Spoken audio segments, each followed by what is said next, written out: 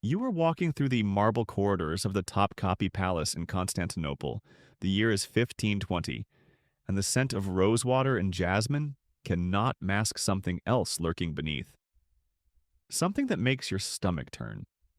As a newly appointed eunuch guard, you've been granted access to the most forbidden chambers in the Ottoman Empire, the Sultan's harem, where over 300 women live in opulent captivity. But what you witness in these perfumed halls will shatter every romantic notion you've ever held about palace life. The daily rituals these women endure in the name of beauty and cleanliness are so extreme, so bizarre, and so utterly revolting that they would make a medieval torture chamber seem like a spa retreat. You're about to discover that behind the silk curtains and golden fountains lies a world where hygiene becomes horror, where beauty routines border on medical procedures, and where the pursuit of perfection transforms human beings into living dolls, maintained through methods that defy both logic and basic human dignity. Before diving into these forgotten stories of survival and suffering, if you enjoy learning about the hidden truths of history, consider hitting that like button and subscribing for more content like this. Please comment below to let me know where you're listening from. I find it incredible that we're exploring these ancient stories together from different parts of the world, connected across time and space by our shared curiosity about the past. The Ottoman harem wasn't just a collection of the Sultan's wives and concubines.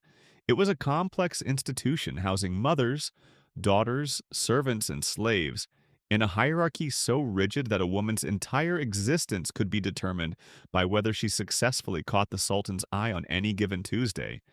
But here's what the history books don't tell you.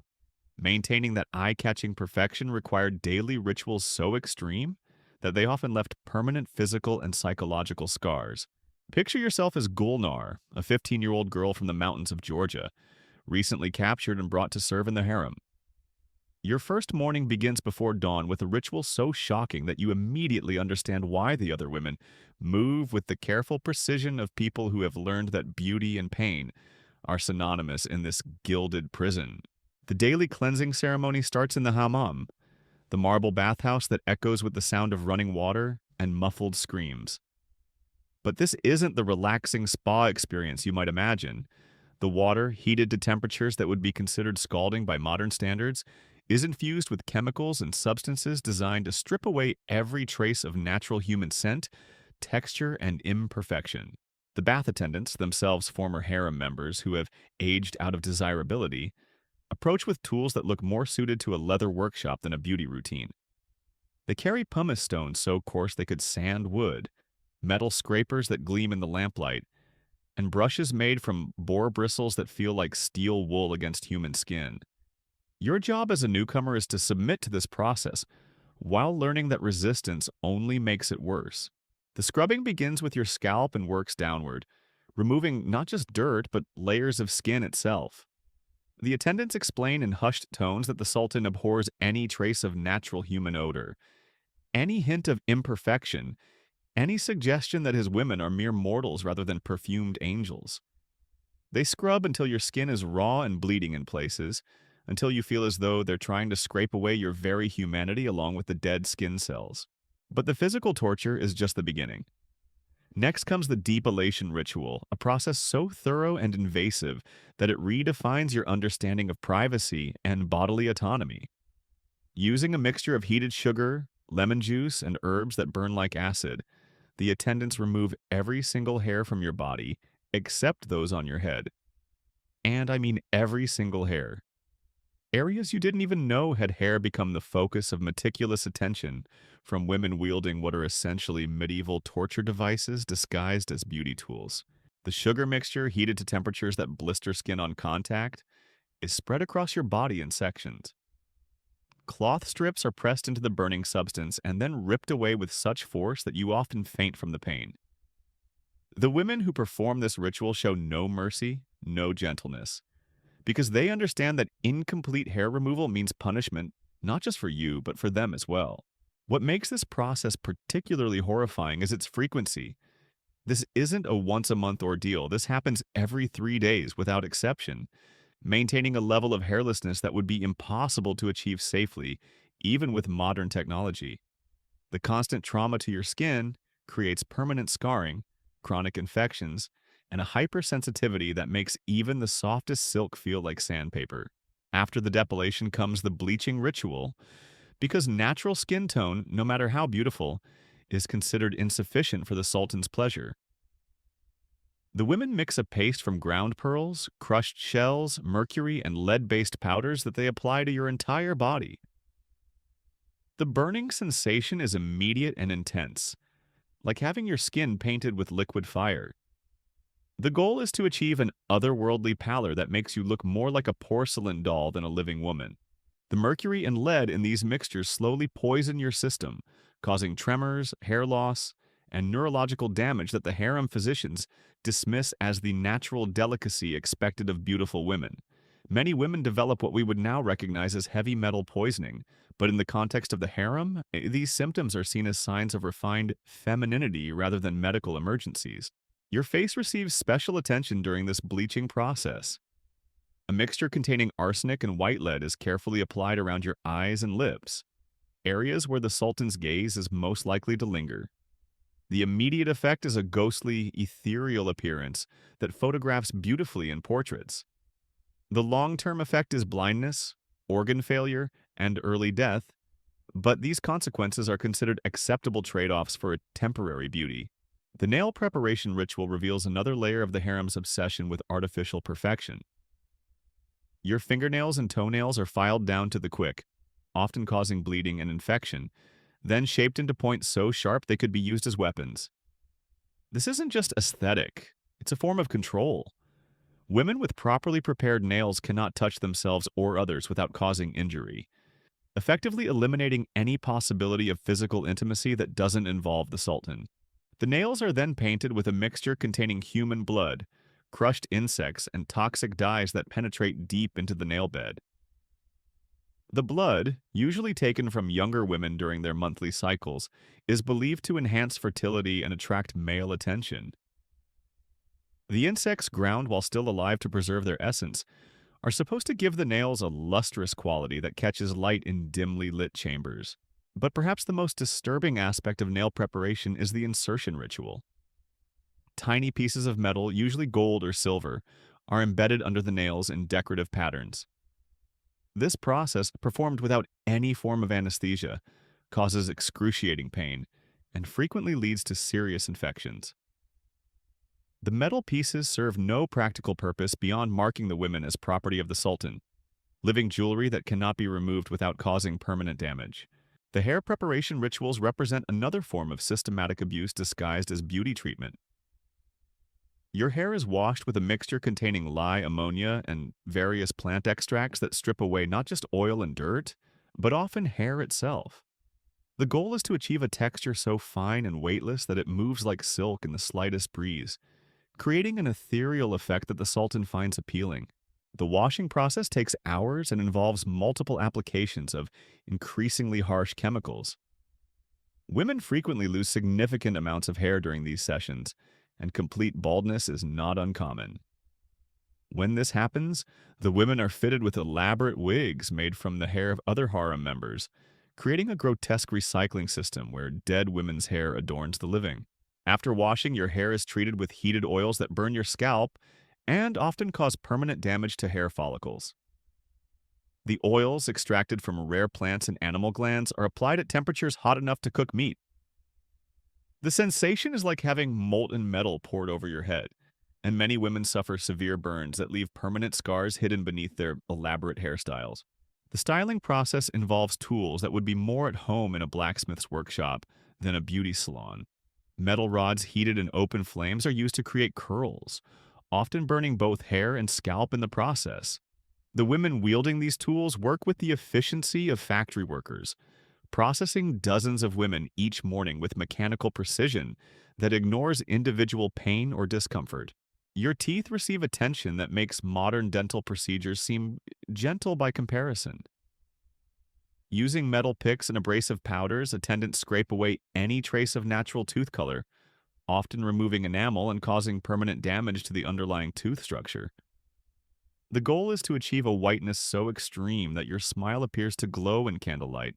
The whitening mixture contains ground glass, acid from citrus fruits, and powdered bones from various animals. This combination is rubbed into your teeth with such force that your gums bleed profusely, and the glass particles embed themselves in the soft tissue, causing chronic pain and infection. Many women lose teeth entirely during these sessions, but toothlessness is considered preferable to the natural ivory color that marks you as insufficiently refined. The most disturbing aspect of dental preparation is the shaping ritual. Using files and chisels, attendants alter the shape of your teeth to conform to current beauty standards. Pointed canines are filed down to perfect smoothness, while front teeth are often carved into decorative patterns that serve no functional purpose beyond displaying the Sultan's wealth and power over his human possessions. But the physical preparation is only half the horror. The psychological conditioning that accompanies these beauty rituals is designed to break down your sense of individual identity and replace it with complete submission to the harem's twisted standards of perfection. Every aspect of the process is accompanied by constant reminders that your worth as a human being depends entirely on your ability to please one man, and that any deviation from the prescribed beauty standards will result in immediate disposal. The women who perform these rituals whisper stories of predecessors who failed to maintain the required standards, who were found floating in the Bosphorus or who simply disappeared one night, their rooms reassigned to more compliant replacements.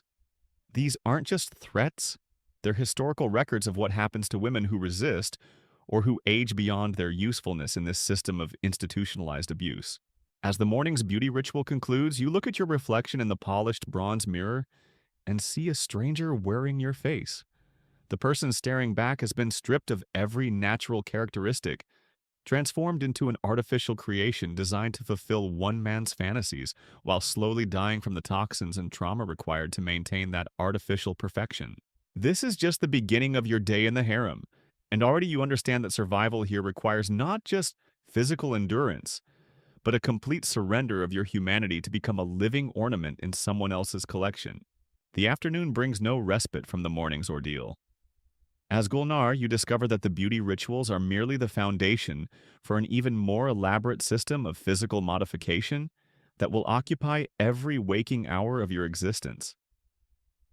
The other women move through the corridors with the practiced grace of dancers, but you begin to notice the subtle signs of the damage hidden beneath their perfected exteriors.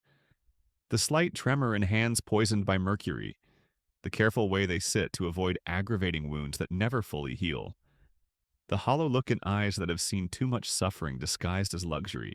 Your education in the harem's hygiene obsessions continues with the scent preparation ritual, a process so invasive it redefines your understanding of bodily autonomy.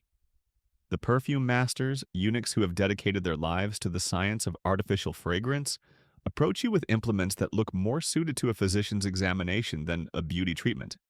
They explain that the Sultan's sense of smell is so refined that he can detect the slightest trace of natural human scent from across a room, and that such detection would mean immediate exile or worse. The process begins with what they call internal cleansing. Using hollow reeds and metal tubes, they introduce perfumed oils directly into your body through every possible opening. The oils, heated to body temperature and infused with essence of roses, jasmine, and rare spices worth more than most people's annual income, are forced into places where no foreign substance should ever penetrate. The burning sensation is immediate and overwhelming, like having liquid fire poured into your most intimate spaces. This internal perfuming happens twice daily and creates a constant state of irritation and infection that the harem physicians treat with even more invasive procedures. The oils contain alcohol and harsh chemicals that destroy the natural bacterial balance of your body, leaving you vulnerable to diseases that ravage the harem population, but are never discussed in the official records.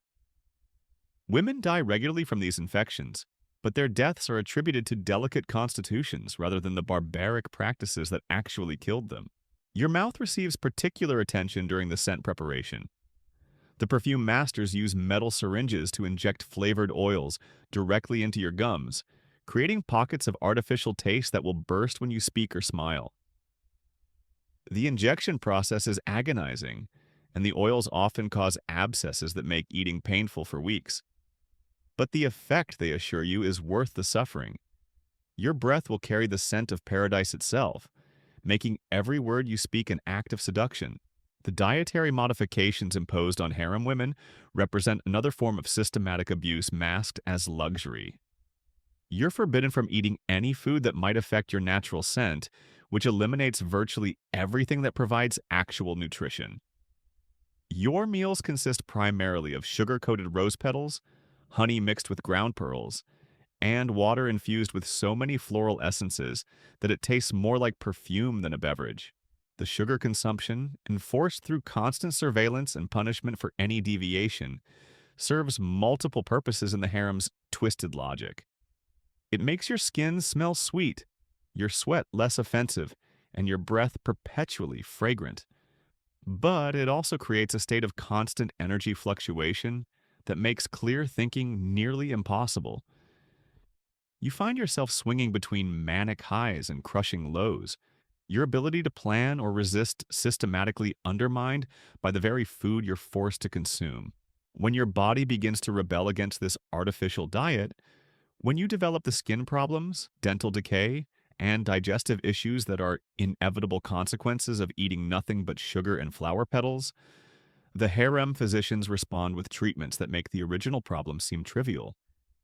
They force you to consume mixtures containing mercury, lead, and arsenic, supposedly to purify your blood and restore your natural sweetness. The sleep preparation rituals reveal yet another layer of the harem's obsession with controlling every aspect of your existence.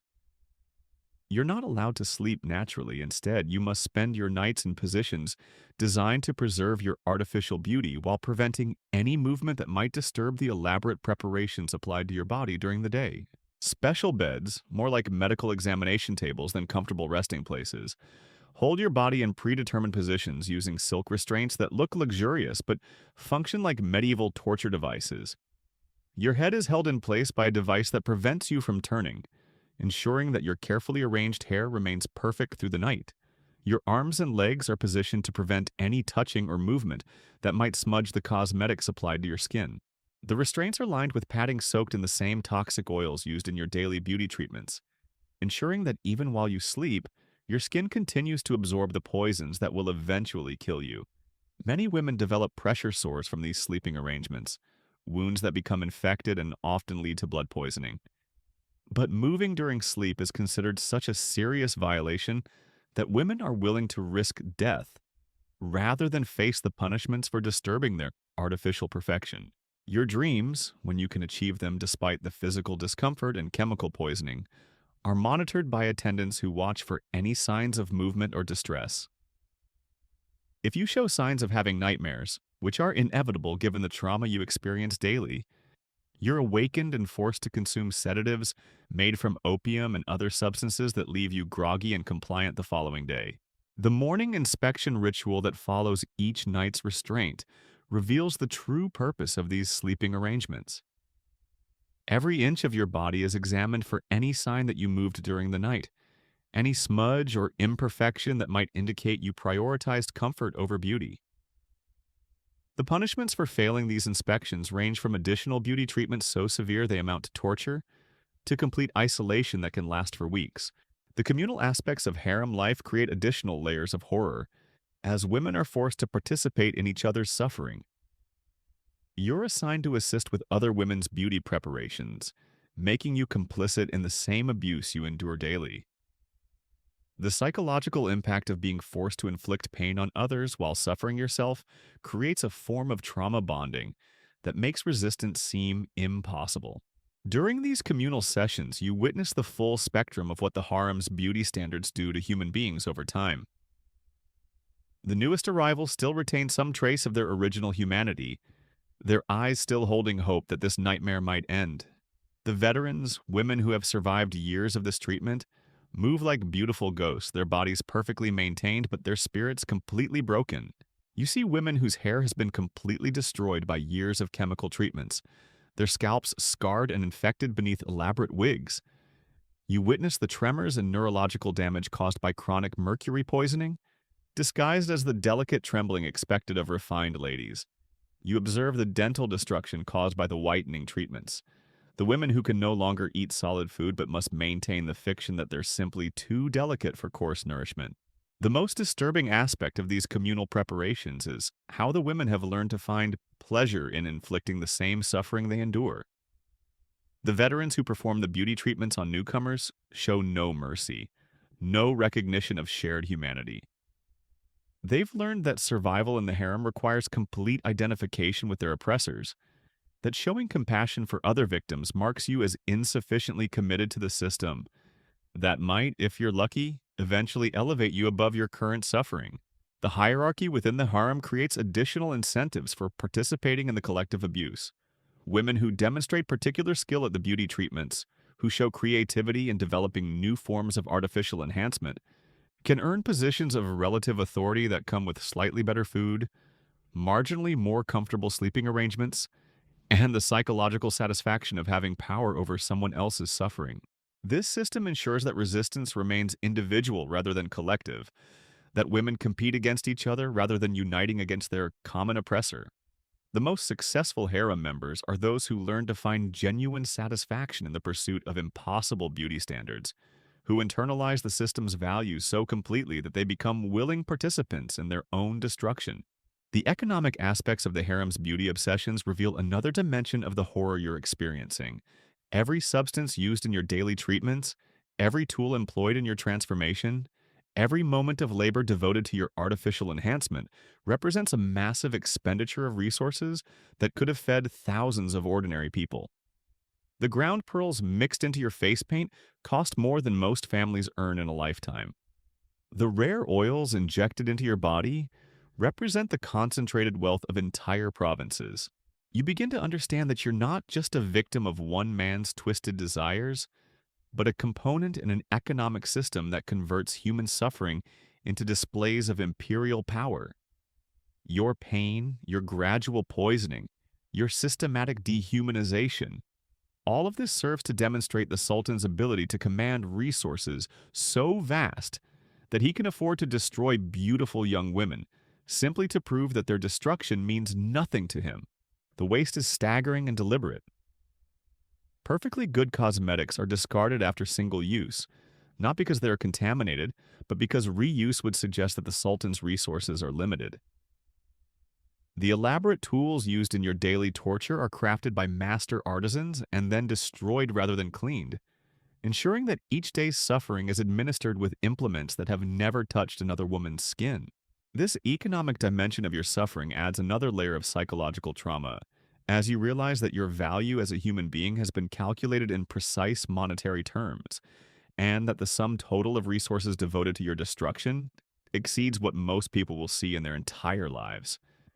You're simultaneously worthless, easily replaceable, disposable at whim, and incredibly expensive.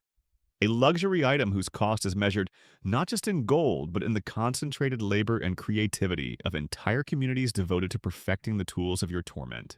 The medical consequences of the harem's beauty practices become more apparent as weeks turn into months, and your body begins to show the inevitable signs of systematic poisoning and trauma. The lead-based cosmetics cause cognitive impairment that makes complex thinking increasingly difficult. The mercury treatments create neurological symptoms that affect your coordination and memory. The constant chemical burns and infections leave your immune system compromised and struggling to fight off the diseases that spread rapidly through the confined population of the harem. But the harem physicians, rather than treating these obvious symptoms of poisoning, interpret them as signs that the treatments are working. Your trembling hands are evidence of refined sensitivity. Your difficulty concentrating proves that your mind has been elevated above mundane concerns. Your chronic infections demonstrate that your body is purging itself of coarse, earthly elements. The medical staff, themselves products of the same system that created your suffering, have learned to see illness as beauty and deterioration as improvement. The treatments prescribed for your declining health involve even more toxic substances administered in increasingly invasive ways. When your skin develops the characteristic gray pallor of lead poisoning, physicians apply makeup containing even higher concentrations of the same metals that caused the problem. When your hair begins falling out from mercury exposure, they treat your scalp with compounds containing additional mercury, reasoning that if a little poison creates beauty, more poison must create greater beauty. Your digestive system, ravaged by the constant consumption of flower petals and sugar, receives attention in the form of purgatives so violent they leave you bedridden for days. The physicians explain that these treatments are necessary to prevent your body from absorbing any nutrients that might interfere with your artificial perfection. They force you to consume mixtures that induce vomiting, diarrhea, and internal bleeding, all while assuring you that this systematic destruction of your health is actually a form of purification. The reproductive modifications imposed on harem women represent perhaps the most invasive aspect of the entire system. Your monthly cycles are seen as a form of contamination that must be controlled and manipulated to serve the sultan's convenience. The physicians introduce foreign objects into your body, metal devices designed to regulate or completely eliminate your natural functions, causing constant pain and frequent infections.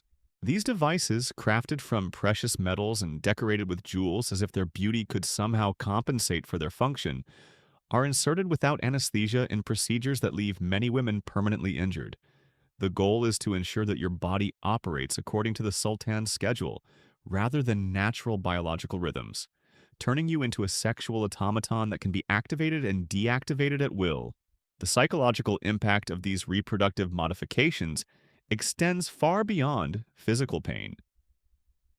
You begin to lose connection with your own body, experiencing it as something foreign and mechanical rather than an integral part of your identity. The natural cycles that once connected you to the rhythms of nature and the passage of time become artificial constructs imposed by men who view your biology as an inconvenience to be corrected through technology. When complications arise from these modifications, and they always do, the medical response involves even more invasive procedures designed to repair damage while maintaining the artificial controls. Women die regularly from infections caused by these devices, but their deaths are attributed to weak constitutions rather than medical malpractice, ensuring that the system continues unchanged while the evidence of its failures is buried along with its victims. The social dynamics within the harem create additional pressures that compound the physical and psychological trauma of your daily existence. You're constantly evaluated, not just by the sultan's representatives, but by other women competing for the same limited positions of relative safety and comfort. Every interaction becomes a performance designed to demonstrate your commitment to the system's values while undermining potential rivals. The women who have survived longest in this environment have developed strategies for psychological survival that often involve complete dissociation from their physical experiences. They speak of their bodies as separate entities, objects to be maintained and displayed rather than integral parts of their identity. This dissociation allows them to endure procedures that would otherwise drive them insane, but it also represents a form of psychological death that may be worse than actual mortality. You watch these veteran survivors and understand that they represent your future if you're fortunate enough to live that long. They move through their daily routines with mechanical precision, their faces displaying appropriate emotions at appropriate times, their bodies responding to stimuli in ways that suggest consciousness, while revealing nothing of the person who might still exist somewhere beneath the artificial surface. The most successful of these women have learned to find genuine pleasure in the pursuit of impossible perfection, developing a form of Stockholm syndrome that makes them enthusiastic participants in their own destruction. They compete eagerly for the privilege of enduring more extreme treatments, seeing additional suffering as evidence of their elevated status within the harem hierarchy. The religious justifications offered for these practices add another layer of psychological manipulation to your experience. The harem's spiritual advisors, themselves eunuchs who have been mutilated in service to the same system, explain that your suffering is a form of spiritual purification that elevates you above ordinary women. They teach that physical pain in this world earns spiritual rewards in the next, that your artificial transformation brings you closer to divine perfection. These religious teachings are carefully crafted to make resistance seem not just futile, but actually sinful. Questioning the beauty treatments becomes questioning God's will. Refusing to participate in your own transformation becomes a rejection of divine favor. The spiritual framework transforms your victimization into a religious obligation, making compliance a matter of eternal salvation rather than temporal survival. The prayers you're required to recite during the most painful procedures invoke divine blessing for your suffering, asking God to accept your pain as an offering and reward your submission with beauty that reflects heavenly perfection. These forced prayers create a psychological association between spiritual devotion and physical agony that makes it increasingly difficult to distinguish between worship and torture. The educational component of harem life reveals how thoroughly the system is designed to erase every trace of your original identity and replace it with an artificial personality crafted to serve one man's desires. You're forbidden from reading anything that might remind you of the world outside the palace walls. Instead, your literary education consists entirely of poetry celebrating feminine submission and stories of women who found happiness through complete surrender of their individual will.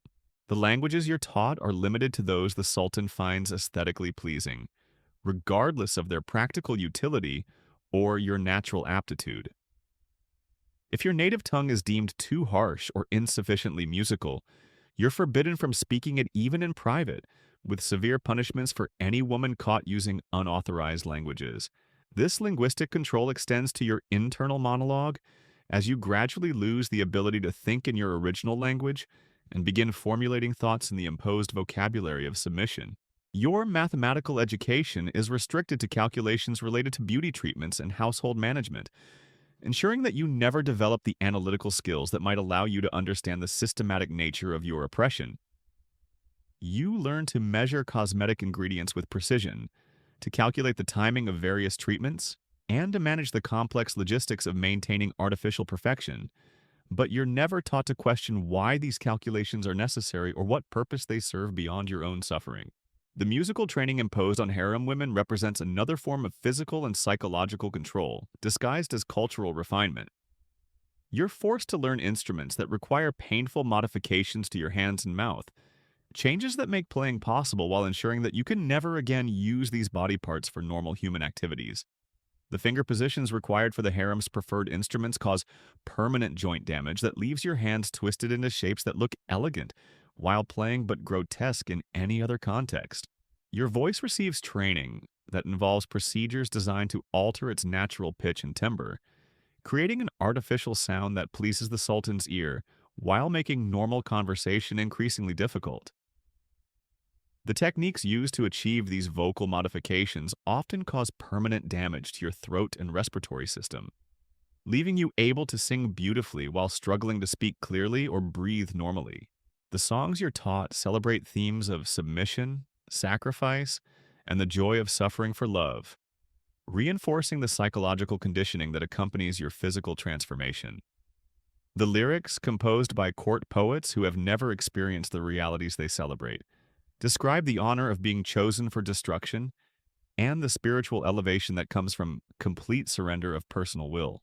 As your first year in the harem draws to a close, you begin to understand that what you initially perceived as extreme beauty treatments are actually components of a systematic program designed to transform human beings into decorative objects. Every ritual, every procedure, every moment of pain serves the ultimate goal of creating women who exist solely as extensions of the Sultan's will. Beautiful shells containing whatever remains of the people they once were. The other women who share your fate move through their days with the practiced efficiency of clockwork figures, their responses to pain and pleasure so thoroughly conditioned that they seem to operate according to mechanical principles rather than human emotions. You realize that your own responses are becoming similarly automatic, that your expressions of gratitude for each day's suffering now come as naturally as breathing once did. The transformation is not just physical, but ontological.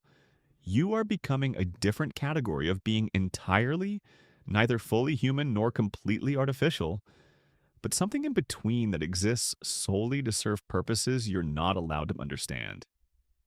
The beauty that emerges from this process is undeniably stunning, but it's the beauty of a perfectly crafted death mask rather than a living face. Your reflection in the polished bronze mirror reveals the full horror of what you've become. The face staring back carries your features, but they've been so thoroughly modified that you look like a porcelain doll, crafted by a mad artisan. Your skin has the translucent quality of fine china, achieved through months of lead and mercury treatments that have left you with the pallor of death itself. Your lips, stained with a mixture containing actual human blood, appear almost black in certain light, creating the illusion of a beautiful corpse brought temporarily to life. The weight loss from your restricted diet has given your face the gaunt elegance prized by the Sultan's aesthetic preferences. But you understand now that this beauty is literally the appearance of starvation, dressed in expensive cosmetics. Your cheekbones, prominent from malnutrition, have been enhanced with powders that create shadows, suggesting otherworldly bone structure.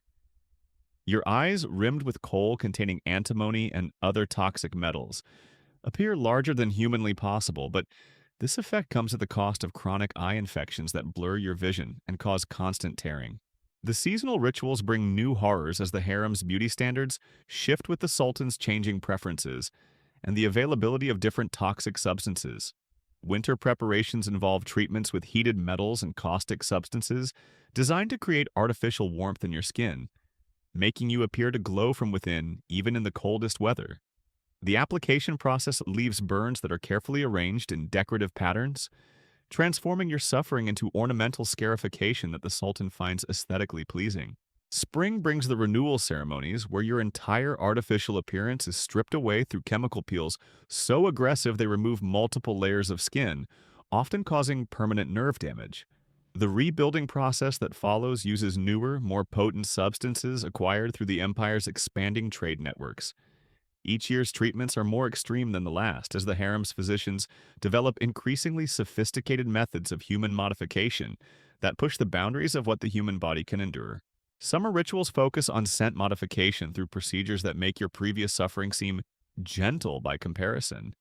The perfume masters have developed techniques for creating permanent fragrance by introducing aromatic compounds directly into your bloodstream through incisions that never fully heal. These perpetual wounds, carefully maintained and refreshed with new essences, create the illusion that your very blood smells of paradise while ensuring that you live in constant pain from infections that are seen as necessary side effects of perfection. The autumn ceremonies represent the culmination of each year's modifications, where successful survivors are presented to the Sultan for his evaluation and potential selection for more intimate roles.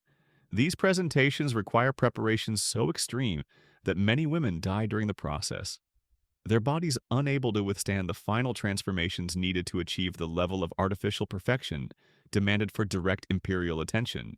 The women who survive these seasonal cycles develop a form of religious devotion to their own suffering that represents the complete success of the harem's psychological conditioning. They speak of their pain as a form of prayer, their deformities as signs of divine favor, and their gradual poisoning as evidence of spiritual purification. This Stockholm Syndrome extends beyond mere survival strategy to become a genuine belief system that makes their continued participation in the system seem not just voluntary but sacred.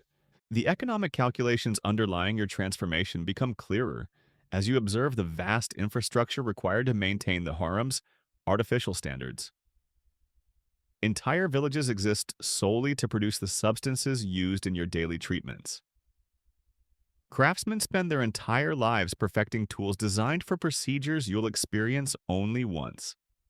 The cumulative cost of your transformation could feed thousands of people for years, but this expense is precisely the point. Your suffering demonstrates the Sultan's ability to waste resources on a scale that defies comprehension. The international implications of the harem system reveal another dimension of your horror as you learn that similar institutions throughout the Islamic world compete to develop more extreme methods of human modification. The Ottoman harem's reputation for producing the most artificially perfect women in the world drives an arms race of suffering where each court tries to outdo the others in the sophistication of their dehumanization techniques. Foreign ambassadors and merchants bring reports of new procedures developed in distant courts, innovations in human modification that promise even greater levels of artificial beauty at the cost of even more extreme suffering. These reports are studied with the intensity of military intelligence, as the harem's physicians work to adapt and improve upon techniques developed by their counterparts in Persia, India, and North Africa. The competitive aspect of this international system means that your suffering serves not just the Sultan's personal desires, but the empire's diplomatic prestige. Your transformed appearance becomes a form of soft power, demonstrating Ottoman superiority through the extremity of the modifications you've endured. When foreign dignitaries are allowed glimpses of the harem's inhabitants, your artificial perfection serves as evidence of the empire's wealth, sophistication, and absolute power over human life. The medical knowledge accumulated through generations of human experimentation in the harem represents a twisted form of scientific advancement built on the systematic destruction of women's bodies. The physicians who oversee your transformation have developed techniques for chemical modification, surgical alteration, and psychological conditioning that would be considered revolutionary if applied to any purpose other than the creation of human dolls. These medical innovations are carefully guarded secrets, passed down through generations of court physicians who understand that their knowledge represents both immense power and terrible responsibility. The techniques they've perfected could potentially be used to heal and help, but within the harem system, they serve only to cause suffering in increasingly sophisticated ways. The documentation of these procedures exists in secret archives that record every detail of your transformation with clinical precision. These records serve multiple purposes. They allow for the refinement of techniques through comparison of results. They provide evidence of the harem's achievements for diplomatic purposes, and they create a permanent record of suffering that ensures no detail of your degradation is forgotten or wasted. As you enter your second year in the harem, the cumulative effects of your daily treatments begin to manifest in ways that make your initial suffering seem almost trivial by comparison. The lead poisoning has progressed to the point where your thoughts move through thick fog, making complex reasoning nearly impossible. The mercury treatments have caused tremors that affect your ability to perform even simple tasks. Though these symptoms are praised as evidence of your refined sensitivity, your digestive system, destroyed by months of consuming nothing but sugar and flower petals, can no longer process normal food, even when it's occasionally offered. Your body has become so dependent on the artificial substances used in your treatments that withdrawal from any component of your daily routine causes severe physical and psychological distress. You've become addicted not just to the substances themselves, but to the entire system of your own destruction. The dental damage from the whitening treatments has progressed to the point where eating solid food is impossible, but this limitation is celebrated as evidence of your ethereal nature. Your teeth, filed and carved into decorative patterns, serve no functional purpose beyond display, transforming your mouth into an ornamental cavity that demonstrates the Sultan's power to render useful human features purely aesthetic. Your hair, what remains of it after the chemical treatments, grows in patches that create an abstract pattern across your scalp. The bald areas are painted with the same toxic cosmetics used on your face, creating the illusion of a completely artificial head, covering that appears to be part of your natural anatomy. The few remaining strands of real hair are treated with such harsh chemicals that they've achieved a texture more like metal wire than human keratin. The social dynamics within the harem have evolved as you've become more integrated into the system, and you now understand the complex hierarchies that determine which women receive which types of treatment. The newest arrivals, still retaining traces of their original humanity, receive the most basic modifications designed to break their resistance and begin their transformation. The veterans, whose bodies have been completely reshaped by years of treatment, serve as living examples of what successful submission can achieve. Your position within this hierarchy depends not just on your willingness to endure suffering, but on your ability to demonstrate creativity in developing new forms of self-modification. Women who propose innovative treatments or suggest improvements to existing procedures earn privileges that make their continued existence slightly more bearable, creating incentives for participation in the collective project of human modification. The most successful harem members are those who have learned to find genuine aesthetic pleasure in the results of their transformation, who can look at their poisoned, scarred, and mutilated bodies and see beauty that justifies the suffering required to achieve it. This aesthetic appreciation represents the final stage of psychological conditioning, where victims become willing collaborators in their own destruction because they've learned to see that destruction as art. The religious ceremonies that accompany your transformation have become more elaborate as your modifications have progressed, with special rituals designed to celebrate each stage of your dehumanization. These ceremonies blend Islamic religious practices with older traditions that predate the empire, creating a syncretic belief system that sanctifies suffering and makes resistance seem not just futile but spiritually harmful.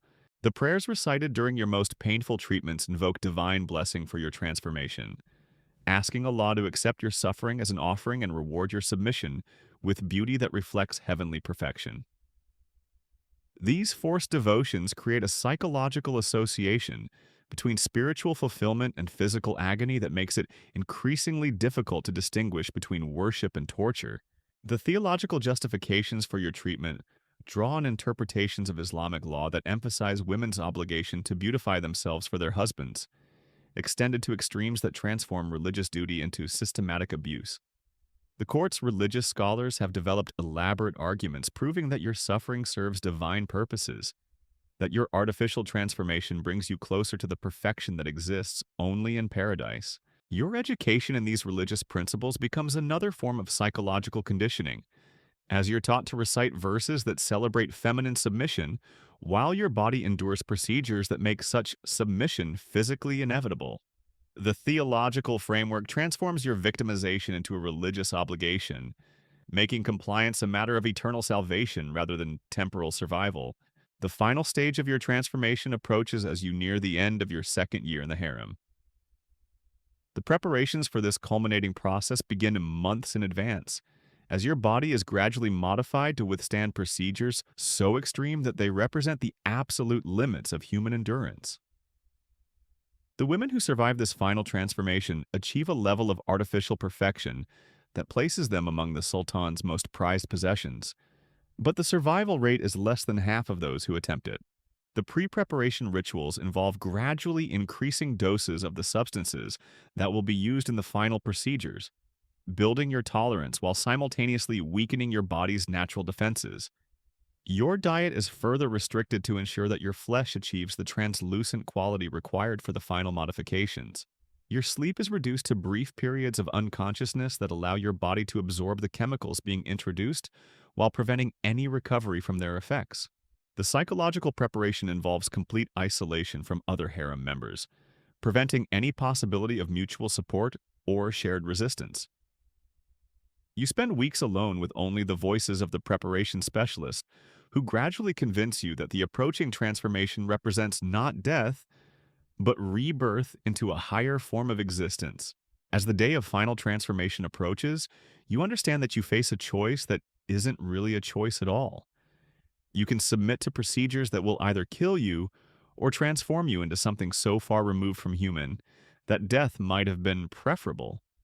Or you can resist and face immediate execution, dying as you are rather than becoming what they want to make you.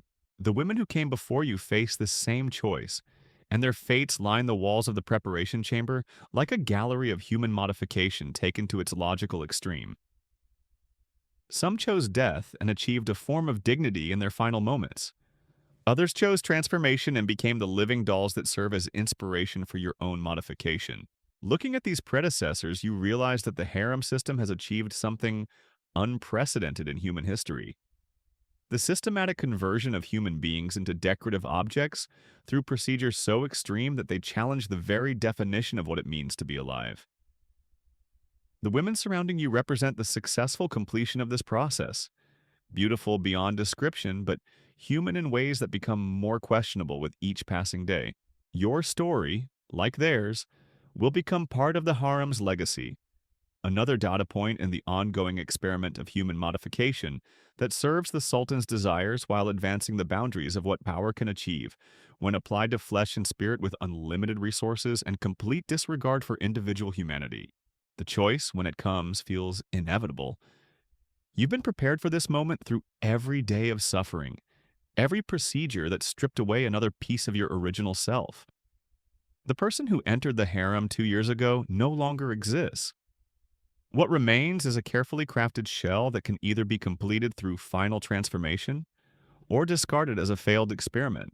In the end, the harem's greatest achievement isn't the creation of impossibly beautiful women, but the systematic elimination of human agency through procedures so extreme that resistance becomes literally impossible. You don't choose your fate so much as arrive at it through a process designed to make any other outcome unthinkable.